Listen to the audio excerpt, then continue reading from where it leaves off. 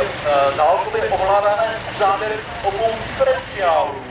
Takže tam si můžete zapnout vyšinačem závěr předního náhu, závěr zadního náhu a tam, kde by se normálně ta obrovská auta převracela jako by nic, tak ten náš malý speciálek projel úplně všechno. Já jsem normálně žasl, já jsem byl u vytržení, protože nikdy nic podobného jsem neviděl. Ale doufám, že za malý okamžik uvidíme to, co jsme viděli tady v kolektivu kruhu na 15. Takže přátelé, chci vás pozvat mikrofonem na 15. Vás je hrozná spousta dole na 14. Jo, tam za chvilku dojezdíme, ale půjdeme na 15. A mám pro vás jednu dobrou zprávu, protože ona 15. je výborná sekce.